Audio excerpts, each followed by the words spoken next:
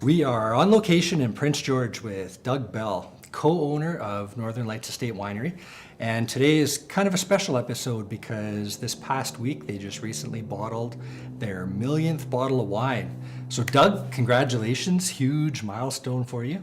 Yeah. And not only your millionth bottle of wine, you've also been in business about 10 years this year, isn't it? Yeah, just over 10 years. Last summer, we celebrated our 10th anniversary of Northern Lights Estate Winery. So we are the most northern winery in the province of BC. We're one of the most northern wineries. We were the most northern winery in Canada for quite a while, although I've heard that a winery has opened up in the Yukon, which is fantastic, which also specializes in berry wines. So our notoriety is for being one of the most recognizable fruit wineries in Canada and the largest fruit winery across the Canada. So we specialize in wines made from fruits other than grapes, thinking blueberries, blackberries, apples, rhubarb, pretty much everything under the sun other than grape. Oh, other than grape. And you just choose to kind of go with the berry theme? Is that just kind of like a personal preference, or what kind of triggered that? Yeah, well, when we first started looking into this, we weren't originally from the winery background. And Northern Lights Estate Winery was born out of a family group of companies, which was started by my parents back in 1988. And so I worked in the business from the time I was a little small guy. I got paid about 5 cents an hour to sweep floors and toast buns in one of our restaurants. It was fantastic. I got to graduate to haying, cutting, raking, and baling hay at a farm when I was about 8 years old, driving the tractor, learning stick shift at that age. Not traditional in today's world, but it was really fun learning to work on my dad's trucks when he had a logging company. So he was a true entrepreneur, and I got to see him do so many different things. And luckily, I had the ability to kind of tag along a little bit. So I would learn problem solving over the years, doing all sorts of things like that. He left the business to go into politics from 2001 to 2013. And in 2007, I had the opportunity to take over our family group of companies. Matter of fact, the person who was running our group of companies at the time was leaving to try another opportunity. And my parents weren't really sure what to do because my sisters had moved away from Prince George, and I was in university at the time. And we had a conversation about, what are we going to do with this company? It's our family group of companies. Do we sell it? Do we try and hire someone? Do we try and run it off the side of the desk? But because my dad was in politics, we didn't really want to be involved in day-to-day operations. And I don't think anybody in our family at the time believed that I had any interest in it, but I did. So I put a proposal together to take over the group of companies and to continue to grow and expand them over the next 7 years was my original term I was willing to serve. And luckily, my family and our board of directors saw fit to give this 21-year-old the keys to the kingdom, so to speak, which was really an unbelievable amount of courage on their part. Yeah. But with that, I was able to kind of start to grow the company. So in 2007, I had the fortune of working for about 1 year before the global financial crisis of 2008. And during that time, we were working towards renovations on our two Wendy's restaurants here in Prince George. And so I was able to get some financing and get all of the renovation planning done and get the drawings and the engineering work done up right before the crisis. And about a week before I needed to take out money for our first draw for the renovation period, I owed, I think at the time, about $350,000. I needed to take out some money from our loan from our financial institution. And of course, the world shut down and they said, we're not going to honor this anymore. But I'll leave that story for later, because what that did was it kind of started off my business career as one where I knew that there was always going to be problems, and the goal and the reason for a business operator to be there and an owner to be there is to be the firefighter and to solve problems and to figure out how to get through different things as you come along. And so in 2011, I started thinking about what the next generation of the business was going to look like. Were we going to acquire new businesses? Were we going to build new businesses? Was I just going to expand the empire of our existing group of companies? And I had a real passion for traveling, and I had a real passion for food and beverage and agritourism specifically. I traveled all over the world to see different things, and it just always, made me think twice about why people didn't recognize Prince George as a global, beautiful place to be, and how could I impact the view that people had of Prince George over time.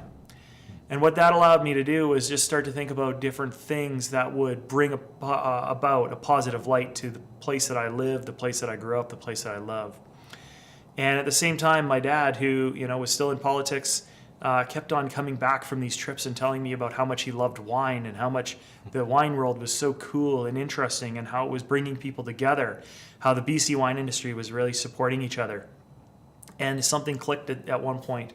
And I said, this makes so much sense. Why don't we build a winery in Prince George? So over the next 2 years, did a lot of research, visited a lot of wineries, learned a lot about the wine world, and the last winery that I ever got a chance to visit happened to be the closest to Prince George, which was called Bonaparte Bend in Cache Creek, BC. I'm familiar, yeah. And it's now a beautiful taco stand with authentic Mexican tacos. But when we walked in, almost walked out because we said, this isn't real wine, this is fruit wine. But the owner stopped us and said, I'm not letting you leave until you've tried some of these wines. And we tried the wines, and they were incredible. They had the same body, tannin, acidity, structure, complexity to grape wines. They were not as sweet as we expected. They were much more similar to grape wines in sweetness. And we said, this is really special. This is something people need to know about. This is an alternative to grape wines. This isn't to change people who are drinking grape wines to just fruit wines. This is to give them another option, and also give the rest of the people in the province of BC and Canada an opportunity to try something delicious and amazing where they maybe wouldn't have gone into the grape wine world before. And that's what was essentially born out to be the idea of Northern Lights Estate Winery, which now has serviced over 1 million bottles across Canada. Congratulations on that. That's a huge accomplishment, especially like thinking back to all the skepticism you had back in the day. There, when I was researching this, getting some ideas and questions to talk to you about, there was a lot of skepticism in creating a winery this far north.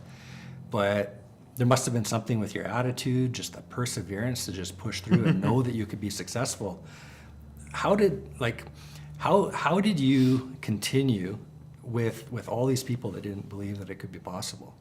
I think with any entrepreneur, with maybe some very few exceptions, if you're going to be successful in business, the biggest thing that you need is determination and grit and a healthy amount of optimism and a healthy amount of delusion. Right? Because the problem is that people are always going to tell you the reasons why something can't be done. And the people who are able to overcome that are the ones that just have dogged determination, that will never stop, that never see a no as an actual no. It's just, what do I need to do to overcome this next challenge? Right. And they see it as a series of steps to getting from point A to B. I believe that most people have great ideas throughout their life, and they're always, there's always I thought about that idea for Amazon before Amazon did. You hear people talk about businesses that have come up and I had that idea years ago. Okay, well, why didn't you do it? Well, the reason you didn't do it, for many people, is that they saw an idea, they saw an opportunity, and then they got really excited about it, and they started to talk to people about it. And everyone kind of said, oh yeah, that is a great idea. I would buy that if that existed in today's world. And they keep going down this path, and they talk to their mom, and their mom says, oh, of course, you're the greatest person in the world. She or he is going to be amazing, and you should go ahead and do this. But then as soon as they start down the path, that's when you start to run into the barriers. It could be regulatory barriers. It could be financial barriers. It could be this has never been done barriers, or technology, or there's too many competitors, or X, Y, or Z. But you start to actually look at the realities of the business, and that's where most people stop. They get to this point and they see it as this never-ending series of challenges, and so they don't think that the effort is worth the juice that you might get at the end. Yeah. As a matter of fact, you might not think it's possible. And I think that the people who have been most successful in life are the ones that look at that and say, I don't believe that. This is something that's important to me. I'm going to move forward. Now, that, though, has to be tempered with what I call a healthy amount of delusion, is there's also an unhealthy amount of delusion. And so after a period of time, you actually need to vet out the idea. You need to see if this would actually intrigue people, if people would be excited about it, if they enjoy it. And I remember one of the first times that I got to actually validate the idea. I was on a scaffolding about 15 feet in the air, finishing a component of the winery, and somebody walked through the front door, and I said, this is a construction site, you shouldn't be here. And they said, oh, we were just in town, and we were driving by the river, and we said, this is a really nice building, we wanted to see what was in it, which seemed kind of unbelievable at the time, but it was like, okay. So I came down and I was telling them about the winery and what we were doing. They said, can we try any of the wines? And I happened to have some kind of behind the bar that was partially finished. So I brought out a couple of glasses and I gave them some samples, and they were blown away. And they said, how many, can we buy this? Like, we want this now. And I think that was the first time, and it was like, I was sitting there thinking, at least one person in this world believes in this idea. And if I could find them, if they found us, without any advertising, without any idea of if we were even open, which we technically weren't, we can find more. And we did. Yeah, and that's something that's really interesting, is because you as a business owner are probably the most critical of yourself as well, right? So you've got to overcome that. But then having that reinforcement of like a customer, client, stuff like that can really push you through and over that hurdle of, I don't know if this is the right decision or not, right? Mm-hmm. Now, how far in were you there? Like when those people came in, was that just like months in, or was that? So the winery wasn't even open at the time. I think this would have been in early 2025. We opened in June of 2015, sorry. We opened in June of 2015, and so leading up until that point, we had some feedback, but it was all from friends and family. Mm-hmm. We brought in a lot of different focus groups of like 20 to 30 people, and they would try all the wines, and we get their feedback because we were trying to develop our recipes, figure out what would work for different palates and different types of people. But at that point, it was like people who were all there to support us. And so there was always a healthy amount of skepticism of, is this person actually going to come and buy? Probably because they want to support us. But if we're going to be successful, we need to appeal to a much broader audience of individuals. And so, I actually disagreed to some point with something you said, which is actually, I am definitely hard on myself. But I also understand that I'm supposed to be hard on myself, because if I relax my standards of what the expectation is going to be, then the customer is not going to get my best foot forward. And so we believe we're actually in the experiences business, not necessarily the wine business. So one of the things that we started thinking about when we were getting this idea for coming forward was, what was it going to feel like? What was the atmosphere going to be like? What were people going to smell? What were they going to see when they came into the winery? And that was, it had to be really aesthetically beautiful. But I believe that when you love a product, usually the product is good, but it's actually more about everything that's going on around you at that time. If you come to my winery and you have a beautiful dinner and it's a first date for you, and there's butterflies in your stomach and everything that's going around, you see hearts in your partner's eyes, and then the wine itself is going to taste amazing. And not just that, but you're going to remember that for a very long time. I had a conversation just on the weekend with someone who was introducing me to their wife, that their first date was at Northern Lights Estate Winery. And probably for the rest of their relationship and their time on this earth, they will talk about Northern Lights Estate Winery in a really positive light, and they will share bottles from now until the end of time. And probably that will filter down into their friends and maybe their children, and they'll always talk about that moment. I had another conversation with someone a few years ago, and it was a more difficult conversation, as in they had an emotional story about their father who unfortunately passed away.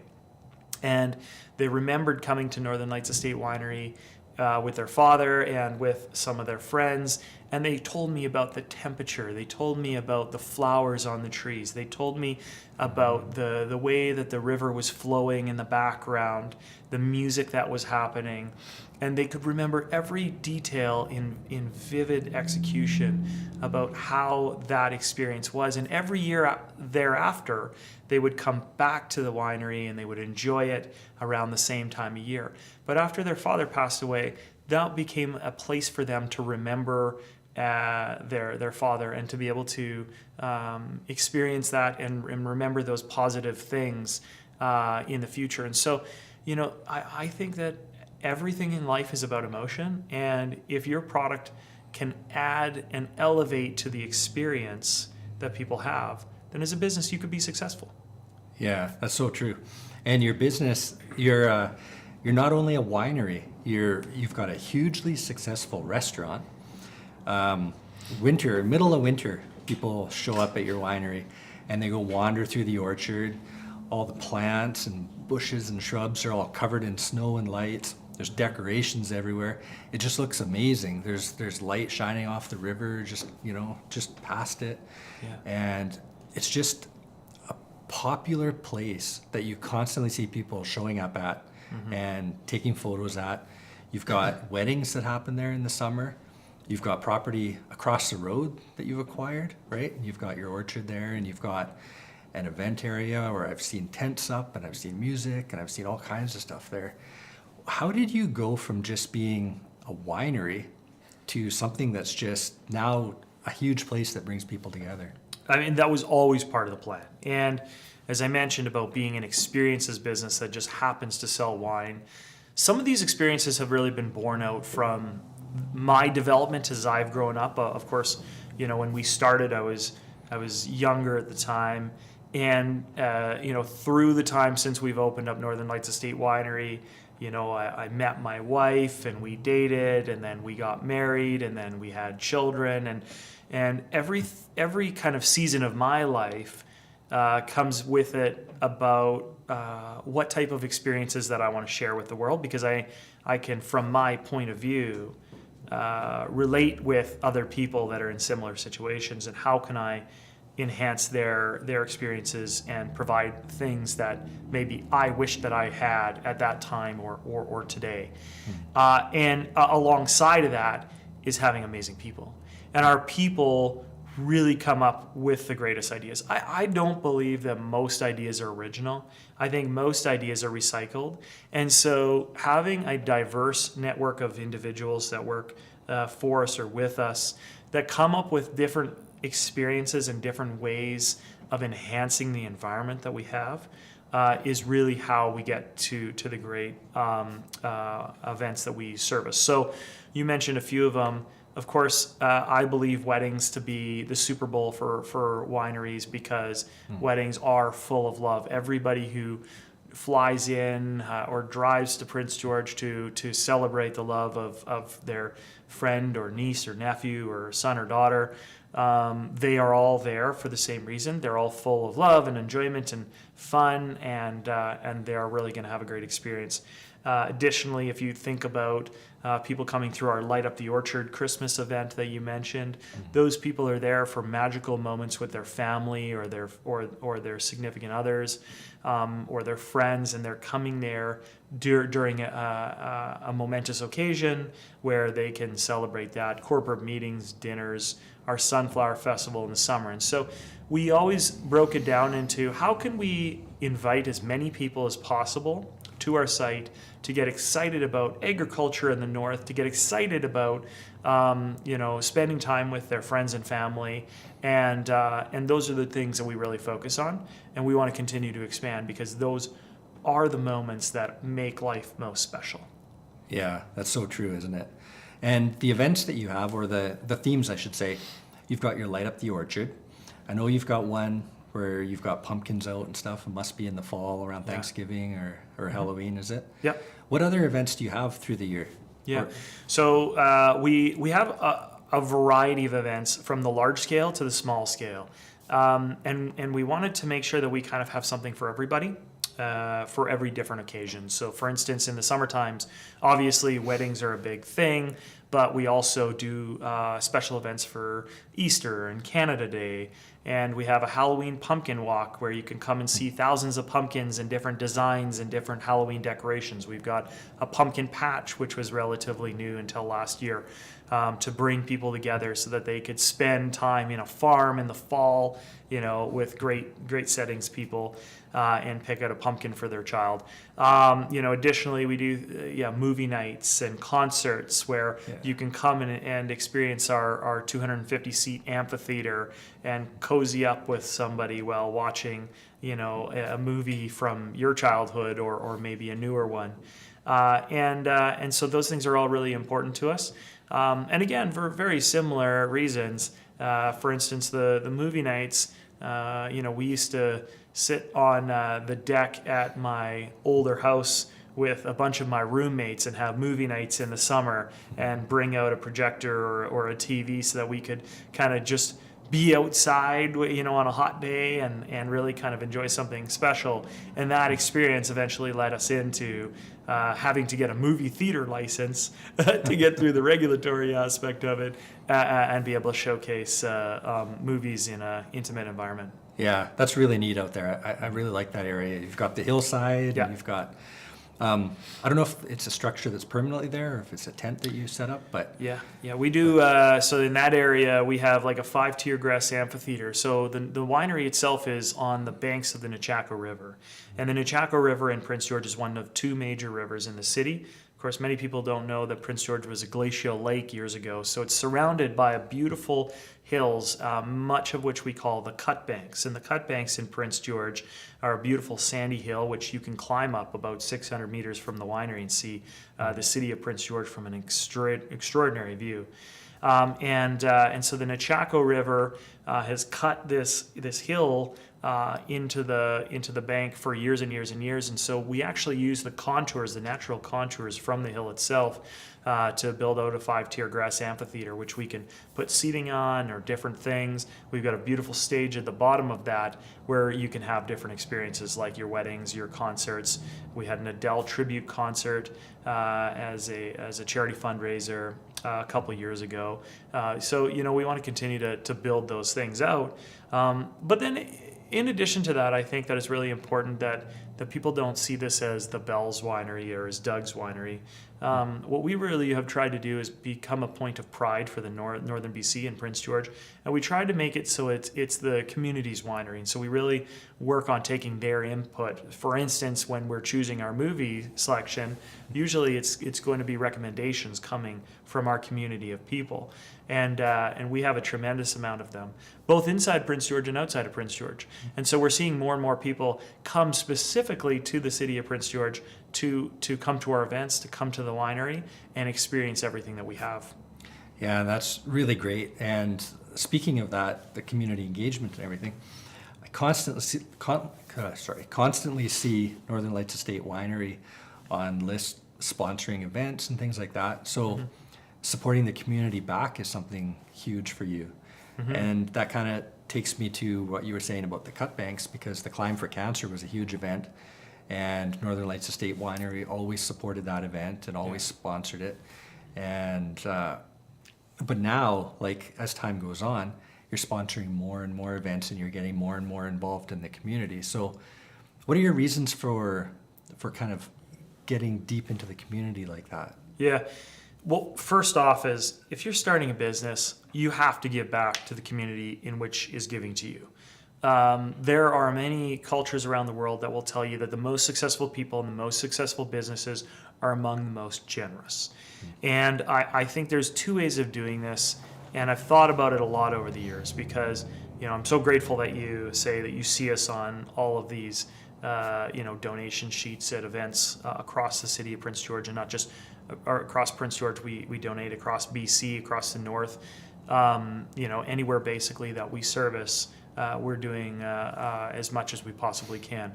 And I think that there are two different types of businesses. There are the businesses that are successful that donate. There are the businesses like ours that we're not donating for recognition. We're donating because it's the right thing to do. And so we always carve out a percentage of what we can annually to continue to be successful, but to give back as much as we humanly can to the community. And I think we do that in a variety of ways, both through, product partnerships and sponsorships and different things like that. And the other type of business, and I have to give a lot of credit to these types of businesses because I really struggle with this, is the ones that do it in lieu of advertising. And a friend of mine told me about he approaches sponsorships, and I think it's incredible, and I think it's one of the best probably ways to do it. And he really says, well, I could give Facebook a bunch of money to advertise my services and my products, but why don't I just give that to the Boys and Girls Clubs or Big Brothers Big Sisters or the Canadian Cancer Society or Northern Health or other organizations that are going to be able to use that money directly to benefit the community. But what this person does a little bit differently is this person actually tells the community about it. So every donation they make, they're very loud about it. And I've always been taught from a young age that we give without expectations. So we give quietly, right? And I actually think that's probably the wrong way to go about it. I think that if we took, and if other companies like us took more of our marketing budgets and put it into the community or back into the community in the form of cash, and told everybody about it, we probably would get more recognition for our donations and would be more beneficial. Something that I'm still working on. I still struggle to tell people when we're donating. I really like the idea of giving quietly, but it's important. Yeah, it is important. And that, something like a small person like myself, like a small business that does this type of work, I can't really support a lot of companies financially, but what I can offer is like a service like this. Mm-hmm. So for myself, that's what I do. I support, things like Spirit of the North, Hospice Society, things like that. The Climb for Cancer as well was one. Mm-hmm. And same with myself. I don't tell anybody that. I'm telling them now, not meaning to, but it's just kind of my way of giving back to the community too, that because if the community wasn't supporting me, I wouldn't be sitting here having this conversation with you. Well, and you never know where that's going to come back. I remember back to the Climb for Cancer days, which we were raising money for the Cordoban Cancer Lodge in Prince George, and that Cordoban Lodge houses individuals undergoing significant treatment in northern BC. And if you think about someone coming in from a community outside of Prince George to Prince George to receive cancer treatment, sometimes they're here for weeks, sometimes they're here for months, sometimes even longer. They might not have family here, they might not have friends here. And so for somebody like that, there is a huge financial and emotional burden at their most difficult state during this time. Yeah. And so with an organization like the Cordoban Lodge, we felt it was very important that they could reduce their fees or in some cases eliminate fees for all of these people coming in for these treatments. So we spent quite a bit of time over several years fundraising for this Cordoban Lodge. And you came, I think, to the event first before we even knew you, and then I got introduced to you, and you said, "How can I help?" And this was like a relationship that we built because of both of our synergies and our love for supporting our community. And you realize that a lot of times the most valuable thing you can donate is your time. If you can't donate your money, donating your time is actually more valuable. And I think as people get more successful, they're quicker to just give cash out, which, to be honest, I think is a challenge for many people, because if you're just giving out cash, they don't necessarily benefit the overall organization past what you can buy for those dollars. But when you give your time, you're actually giving your expertise, you're developing your community connections, you're meeting new people, and you're supporting an organization. And for somebody like you with expertise in a specific trade, when you actually give that, it's worth way more than you even realize. If they had to just collect fundraising and use cash for your service, it would cost a significant amount more than you could ever donate as an individual business. Yeah, for sure. And like you said, the connections made, because that was one of the things that happened was I was supporting the Cordoban Lodge in the process of it, just volunteering my time. I happened to have a drone, which was what you were interested in. Mm-hmm. So you wanted photos of people climbing the hill, drone shots over the river, just really neat, unique perspectives of the event, right? And through doing some marketing for the Cordoban Lodge, I met somebody from the radio station who was helping. And that led to a relationship that 5 years later, we're still in contact. And the odd project happens and the odd thing happens. And my name gets put out there, hey, you should contact Jeff, regarding this. Yeah. And it is one of those things where I could have donated $100 or $200, but I didn't. Like you said, I gave my time and I produced something that was way more valuable. And then what I got out of that were those connections in the community as well. And probably because of that is why I work with Hospice Society now and Spirit of the North and other ones, right? Yeah. Because all those people are the same. They kind of all want to work together for the same outcome, right? They want to help people. They want to support the community. They want to make sure people in the community are taken care of and cared for. And it all comes around full circle, isn't it? Yeah, but also I think people need to, there's a difference between giving for the sake of giving because it's right and giving because you expect something in return. And I know as I've developed out my career, being an entrepreneur and a father of 2 young children, my time is my most valuable resource. It's the thing I protect above all other things, because I need to preserve my energy, my health, my mental awareness for my family, for my wife, to make sure that I'm present for her. And so when I'm donating, I need to make sure that it's worth my time, but I can't expect something in return for it. In your example, I think like you may have gotten thousands of dollars of work, probably immeasurable amount of work that you can't even track back to those relationships and those experiences. So, but I believe that life has a way of giving back to us. And so if we are more giving than we expect to receive in return, eventually we're going to be very, very successful. And it may not be in the ways you think. But I do think that as we develop out our own personal brand and our own personal skills, and as we grow as leaders in the business community, then we also have to look backwards to help the people who are younger than us, who are in our shoes several years prior. And so giving them advice and feedback in our time is definitely not likely to result in a financial gain for us.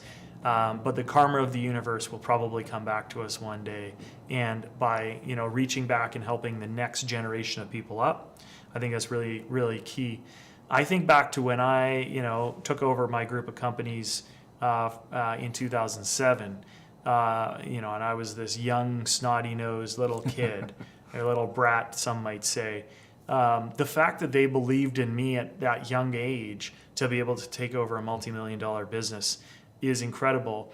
And sometimes I find myself looking and saying, oh, that person's too young. They need a few years of refinement before they're going to get to it. But I actually think that that's created ageism in the wrong direction.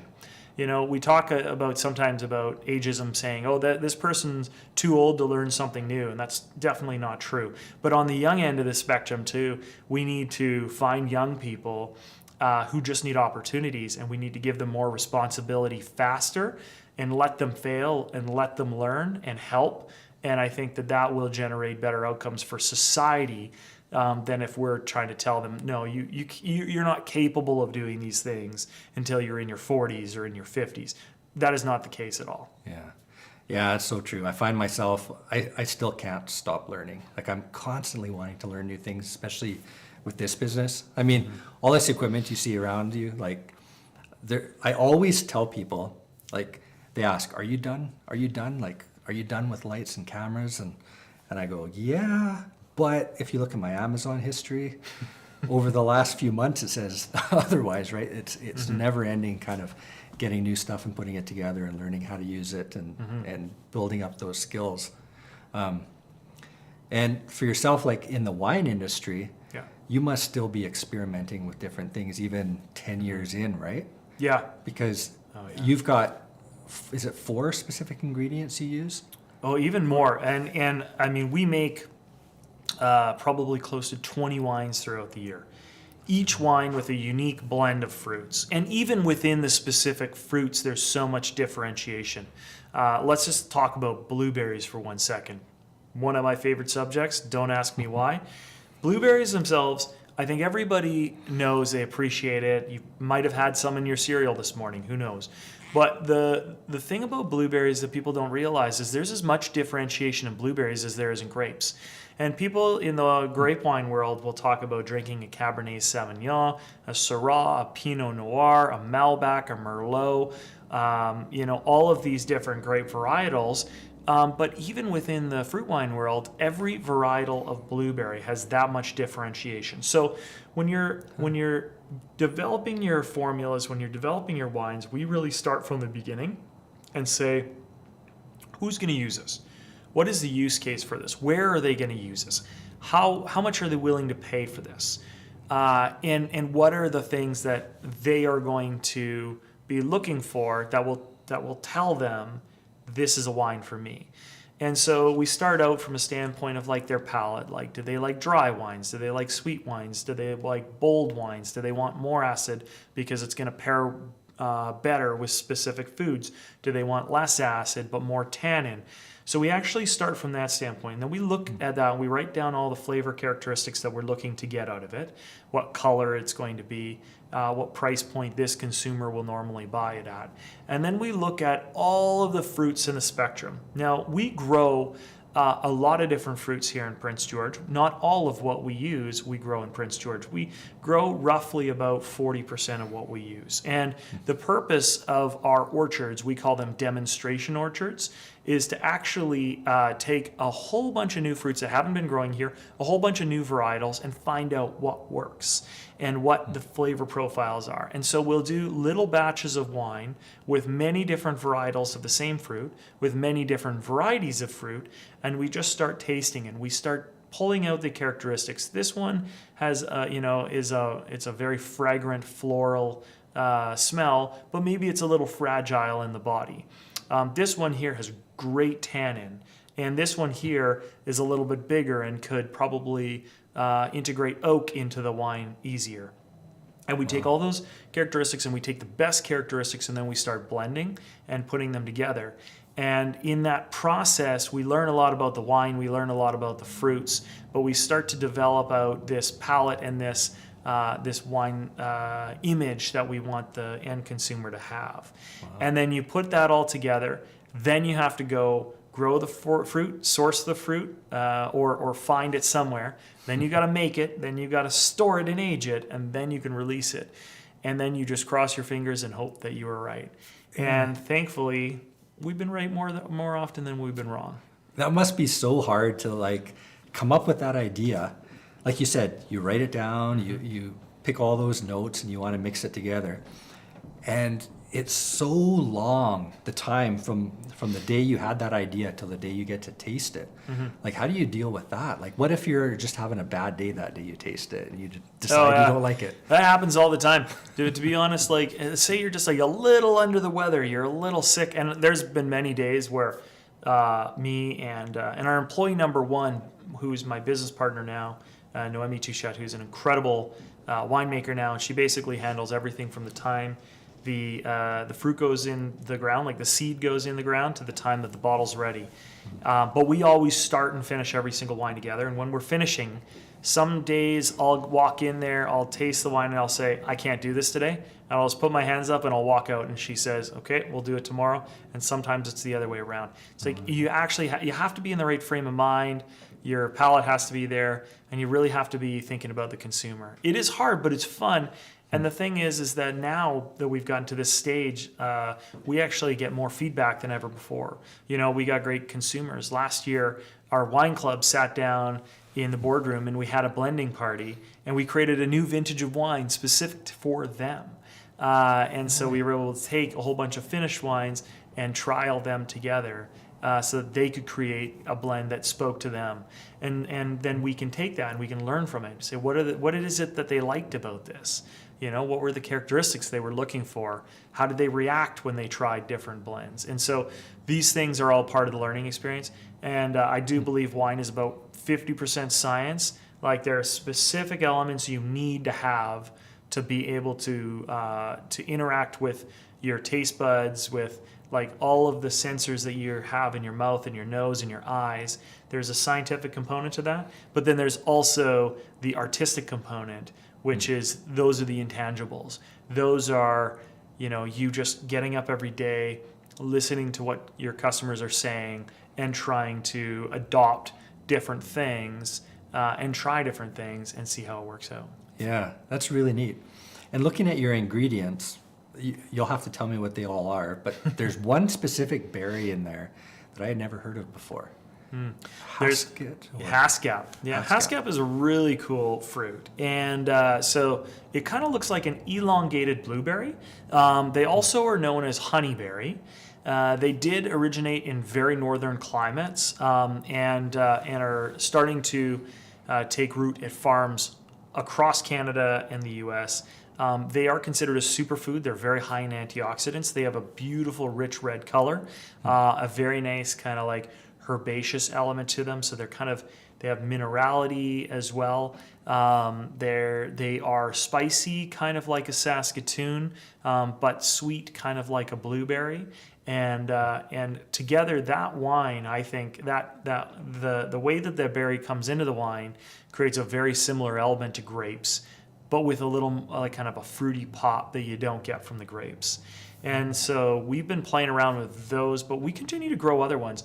Talk about, you know, specialties and fruits like goji berry and elderberry, right? We're trying to grow things that are more common in more southern climates, like kiwis and apricots and peaches and cherries that we're now able to grow in our climate in Prince George. And talk about climate change being a bad thing. There is one good thing about it, and that's the fact that there's going to be more opportunity to grow things in Prince George and in northern climates than ever before.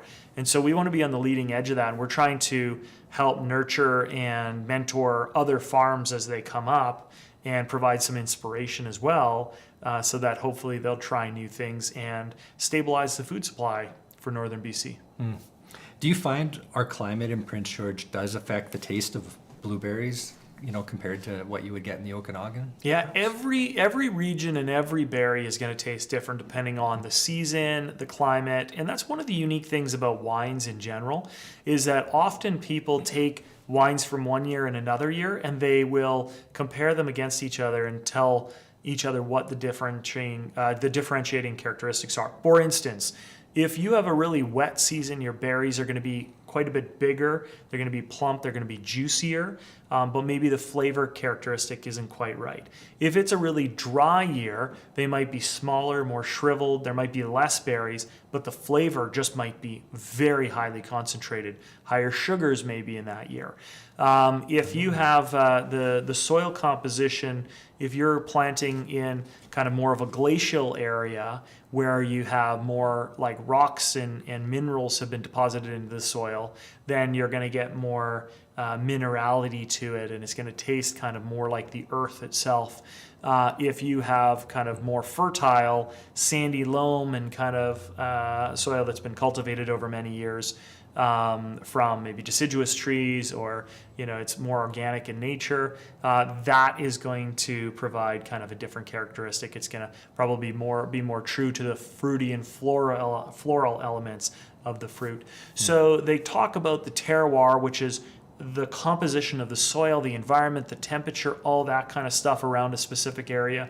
That affects it. The season affects it. And then there are some external factors that affect many wineries, like smoke in the last few years. And smoke actually, which can be soaked into a berry if that berry is turning color during the time of smoke.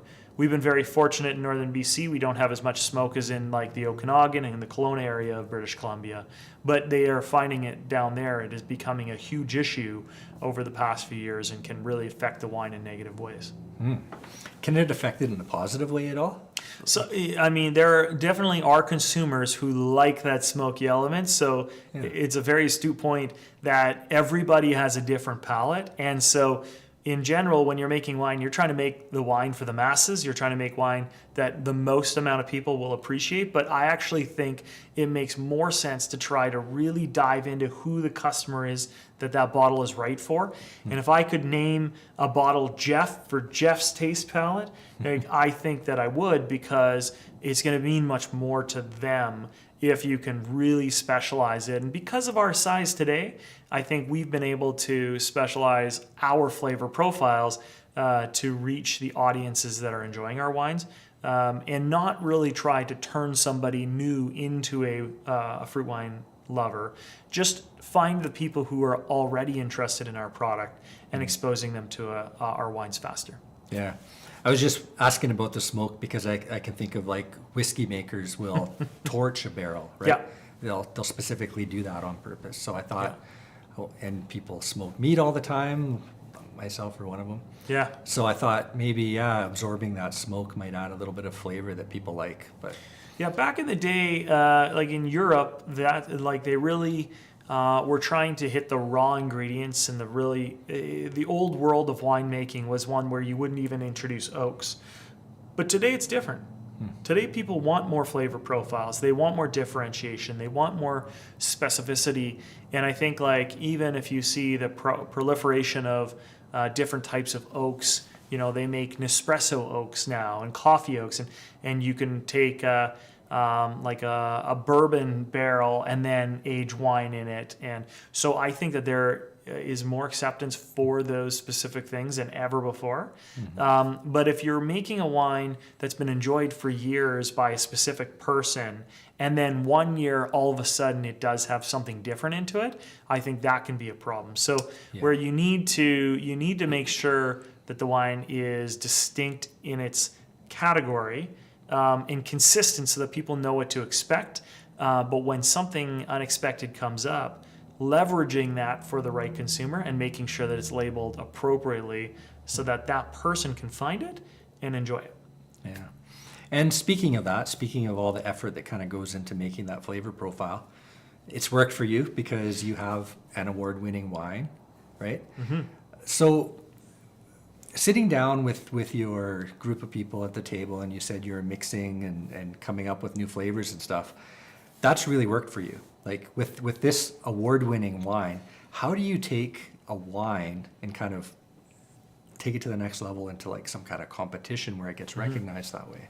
Yeah, so the wine that you're talking about is called Seduction, and it's a blend of rhubarb and strawberry, and this wine is the most popular fruit wine that's made in Canada, sold across Canada. And we determine that by a variety of things. Of course, it's won Best in Canada, in different competitions. It's won double golds. It's won all of the awards under the sun. But you as a consumer probably don't really care about what some snooty sommelier out of Toronto thinks. What you care about is, do you like it? Right? Does it speak to you? Does it taste good? Is it great in the moment? Did you pick it for the right moment? And so for that wine and for all of our wines, what we really do is, again, we kind of come back to the consumer. Seduction was built for someone who loves flavor, who loves color, who loves aroma. We know that strawberries in its essence are amazing, and I love strawberries and I eat them all the time. But they also are very distinct and powerful. So we actually chose to use less strawberries in that blend than the traditional strawberry rhubarb blends we're using at the time. And we actually use only about 20% strawberry and about 80% rhubarb. And the reason is because rhubarb had an incredible body length and acidity, so the base of the wine was incredibly great. Strawberry introduced more color to it, some beautiful aromas, and a little kind of zesty element. And so we consider that wine like what you call in the grape world a Gewürztraminer. So they're sweet on the tongue, so you get that like essential kind of initial sweetness that cheers you up, that makes you feel really homey and warm. But then it dries on the finish with the great acidity from the rhubarb. And so what that does is that creates salivation in your mouth, kind of creeps into the back of your jawbone. And what it does is it actually makes you want that next sip because it makes you feel like it's not overpowering. Whereas if a wine becomes too sweet, then it becomes sticky in your mouth and it makes you salivate in the wrong way, and you don't necessarily want that next sip. You need something else. So this allows it to pair really well with food. This allows it to pair well as just a beautiful patio wine. And also it looks just beautiful in the bottle. And with the name Seduction, which we named it because when we were first coming up with the blend, we accidentally boosted the alcohol content quite a bit stronger than it was supposed to be and stronger than it is today. And we got a little bit tipsy. We're sitting around the table and somebody said, "Oh, I'm in love with this wine. I was seduced by this wine." And so therefore we decided the name was going to be Seduction, because once you try it, you too will be seduced by the wine. Yeah, it is a good wine. I've had that one. And yeah, it makes my mouth water just thinking about it. Strawberry, rhubarb, like, oh yeah, so good. It's like a pie, right? Yeah. Yeah. Do you remember when you came up with that blend? Like, do you remember putting the ingredients together and tasting it for the first time and going, yeah, you know what, this is something? Yeah, it was kind of fun. When we were coming up with the original blends, we started out, there's a U brew in Prince George called Hobby Brews. And so my dad went there and then I went there, and we were learning how to make wine because we weren't from the wine world. So we're trying to say, what are the steps to making wine? Because we hadn't really done any of that before. And at the front of the store, there was this little printed pamphlet, and it was like recipes for fruit wines. And I don't know that it maybe even the owner of Hobby Brews had kind of just made this up on their own. It definitely wasn't professional. It looked like it was done on a typewriter. But we used those for the original recipes, not specifically that one, but we used them to try a whole bunch of different fruits. And generally when we're doing blends, what we would do is we would make a whole bunch of individual types. So 100% rhubarb, 100% strawberry, 100% blueberry for different varietals of fruits as well. And then you just sit at the table and you start to blend them together. And I think with that wine, we kind of felt like we were looking for a rosé that was approachable, that was great for food pairing, that people really would kind of come to on a regular basis. And rosés had been getting more and more popular over the previous few years. And so we knew strawberry was going to be in some of our wines. And we also really felt like it was important that we were going to have rhubarb as a core portion of our wines. And the reason is because those really speak to the tradition and the heritage of northern BC.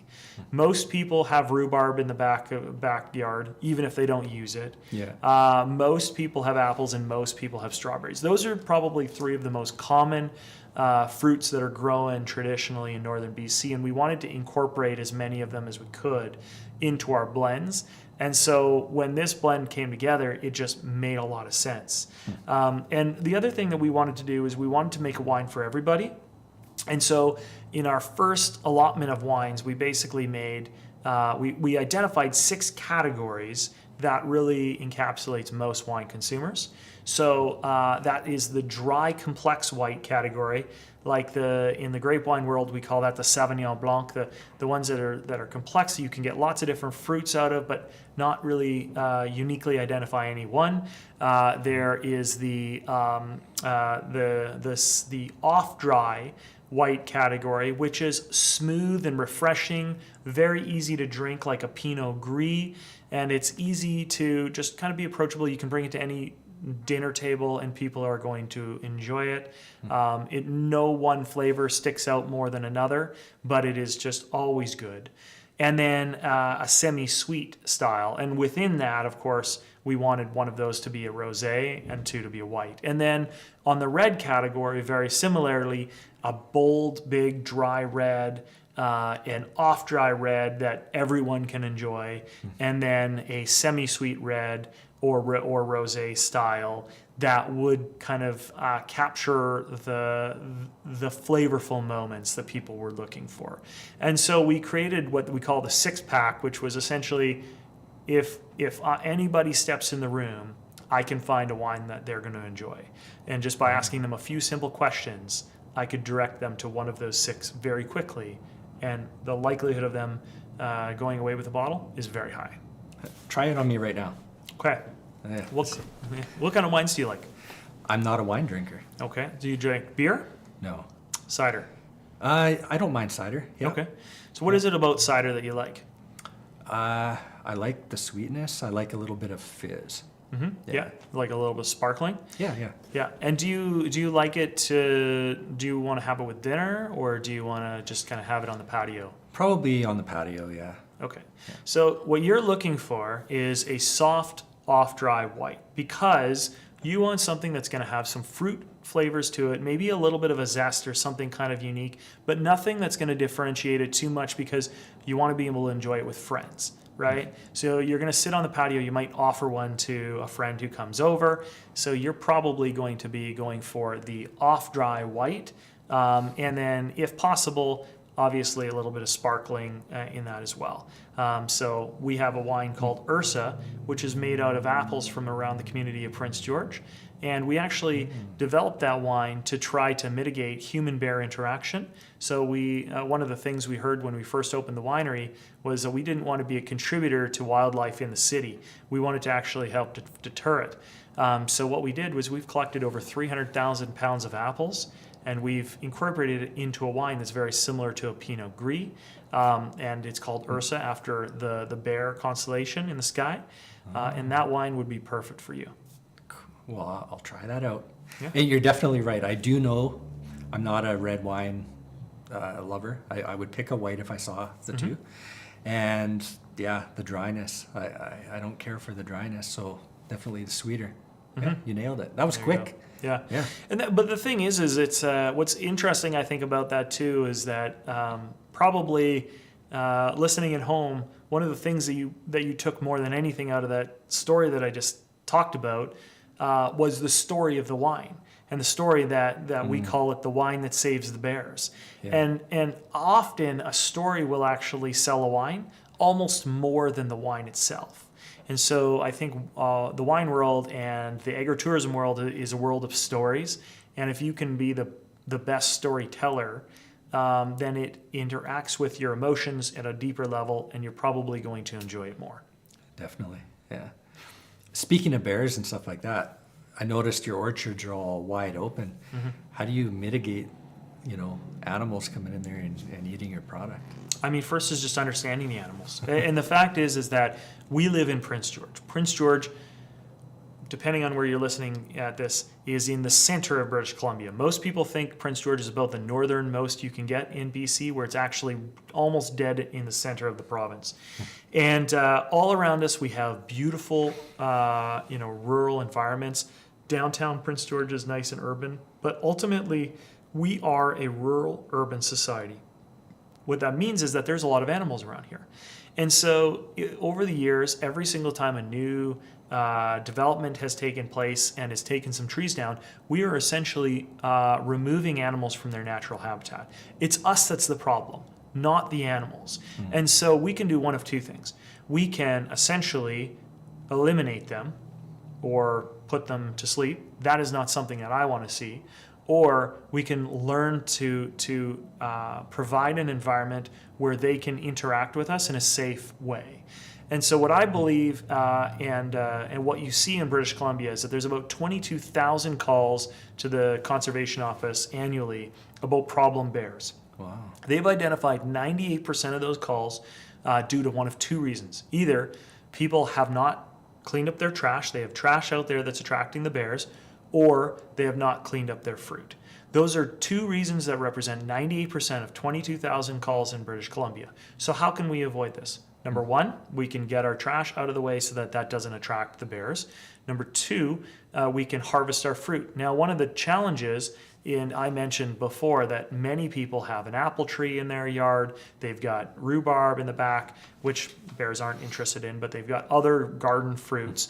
And so during the end of the season, sometimes they've got more than they can use, and they'll just leave that in their garden or on the tree. And so as that starts to rot on the tree, the bears can smell that from miles away, and they start to come into the area because they're looking for food. They're looking to fatten up before the winter. And so they are coming into our areas because we have done something wrong. Now they come in, and if that is an area where you have risk for human-bear conflict because you have children in the area or parks or anything like that, then the Conservation Office has a very hard time moving their behaviors because we have trained them to come into our area for easy food.